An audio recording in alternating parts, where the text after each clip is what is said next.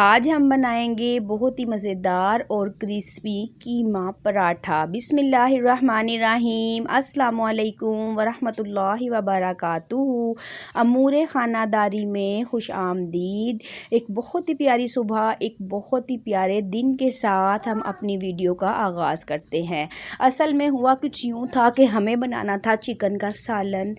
हमने चिकन को मैरिनेट भी करके रख दिया, लेकिन चूल्हे में गैस बिल्कुल नहीं थी। जैसा कि आप सबको पता है कि माशाल्लाह रजब का जो मुबारक बरकत वाला महीना है वो शुरू हो चुका है। हर एक मुसलमान जानता है कि रजब और शेबान में नफली रोज़े रखें तो अल्लाह अज़्ज़ वजल जो है वो बहुत ज़्यादा सवाब अता फ़रमाता है, और हर एक मुसलमान कोशिश करता है कि अपने नामा अमाल में बहुत सारी नेकियां इकट्ठी कर ले। तो बस फिर हमने भी इरादा किया था रोज़ा रखने का, और आप सब ने ये नहीं समझना कि हम अपनी जो नेकी है उसकी शो ऑफ़ कर रहे हैं। हमारा मतलब है आप सब से शेयर करना, ताकि कोई मुसलमान अगर वीडियो देखे तो उसके दिल में भी अल्लाह की इबादत का शौक़ पैदा हो। तो बस फिर आज था संडे, तो मैंने और मेरे दोनों बच्चों ने सोचा कि हम लोग रखेंगे अल्लाह ताला की रहमत के उम्मीदवार बनते हुए रजब के बाबरकत महीने में रोज़ा। तो बच्चों के बाबा जो थे वो चिकन ले आए और सब्ज़ियां ले आए कि आप लोग चिकन बना लीजिएगा सहरी में, और जो है आप सहरी वगैरह कर लीजिएगा। लेकिन हुआ ये कि बिल्कुल भी चूल्हे में गैस नहीं थी। तो बस फिर कीमा पड़ा हुआ था। मैंने कीमे को जो था अच्छे तरीके से, मैंने जो मटर थे थोड़े से कीमे के अंदर, उनको अच्छे से मैंने मैश कर लिया और पेड़े वगैरह बनाए कि चले जी हम बना लेते हैं पराठे। सहरी के वक्त उठना जो है वो बहुत ही ज़्यादा मुश्किल होता है छोटे छोटे बच्चों के लिए। तो एक तो गैस भी नहीं थी, सिलेंडर पे बहुत मुश्किल होता है काम करना मेरे लिए, क्योंकि सिलेंडर पे भाप बहुत ज़्यादा उड़ रही होती है, एहतियात बहुत ज़्यादा करनी पड़ती है। सिंगल छोटा सा एक सिलेंडर है।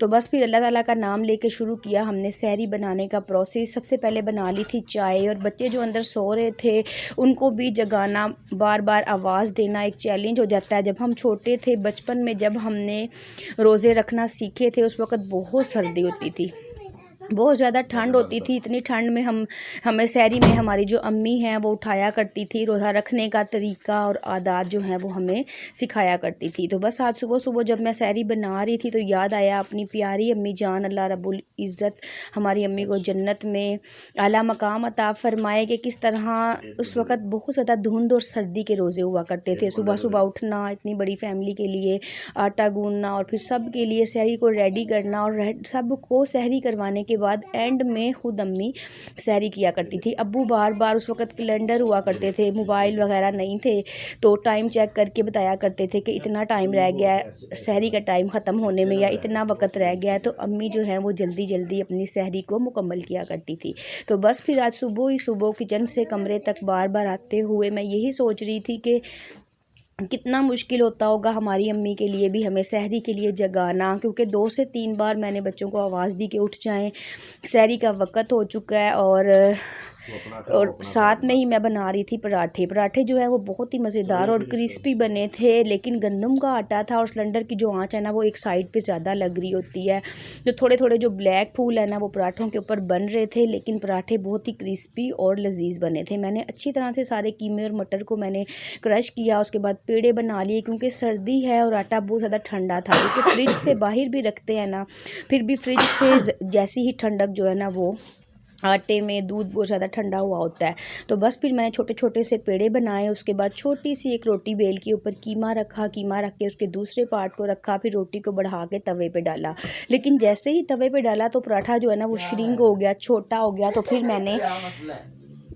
मैंने उसको हाथ से बड़ा करने की कोशिश की, और हाथ से बढ़ाने के बाद दोनों तरफ से अच्छी तरह से पकाने के बाद उसको लगा दिया घी। तो बहुत ही मज़ेदार और क्रिस्पी से जो थे हमारे पराठे बन के तैयार हो गए, एक के बाद एक। इसी तरह मैंने अल्हम्दुलिल्लाह जो जितने भी कीमा मटर वाले पराठे थे वो बना के तैयार कर लिए। एक आधा जो पराठा था वो शरारत करके थोड़ा साइड से भुर भी रहा था, क्योंकि जो है आटा बहुत ठंडा था और कीमा जो है वो भी ठंडा ही था। तो बस थोड़ा ना एहतियात से इसे बड़ा करना पड़ा, लेकिन बहरहाल सारे जो पराठे थे वो बन के तैयार हो गए, जो कि बहुत ही लजीज बने और मज़ेदार बने। उसके बाद बच्चों को जगा लिया और बच्चों ने और मैंने मिल के सहरी की। और जो सहरी का वक़्त है ना उससे तकरीबन 15 मिनट पहले, रमज़ान में तो आपको कैलेंडर पे बताया जाता है कि आपने इतने टाइम में रोज़े को बंद कर देना है, लेकिन जब आम दिनों में हम रोज़ा रखते हैं तो अज़ान का इंतज़ार जो है वो नहीं करना होता, बल्कि अज़ान से 15 मिनट पहले ही आपको रोज़ा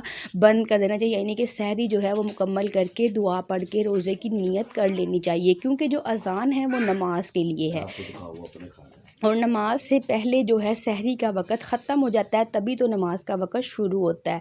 तो आपने भी इस बात का ध्यान रखना है और एहतियात करनी है कि जब भी आप कोई नफली रोज़ा या कुछ रोज़े जो रमज़ान में आपके किसी मजबूरी की वजह से छूट गए थे और आप उनको रखना चाहते हैं, उस जो रोज़े थे फ़र्ज़ थे तो उस फ़र्ज़ को अदा करना चाहते हैं आप, तो फिर जब भी आप रोज़ा रखें तो अज़ान का आपने इंतज़ार नहीं करना। अज़ान से तकरीबन 15 मिनट पहले ही आपने दुआ पढ़ के रोज़े को मुकम्मल कर लेना है। तो बस फिर जल्दी से सारी सहरी जो थी वो बना ली, बच्चों को जगाया, दस्तरखान लगाया और हम सब ने मिल के अपनी जो सहरी थी वो सहरी मुकम्मल की। उसके बाद दुआ पढ़ी, उसके बाद नमाज़ पढ़ी, अल्लाह ताला की इबादत की, अल्लाह ताला का शुक्र अदा किया जो उसने हमें नेमतें अता फ़रमाई हैं। आज की वीडियो का मकसद ये था कि तमाम देखने और सुनने वालों के अंदर भी नेकी की जो बात है वो आम हो जाए। वीडियो को ज़्यादा से ज़्यादा लाइक और शेयर कीजिए।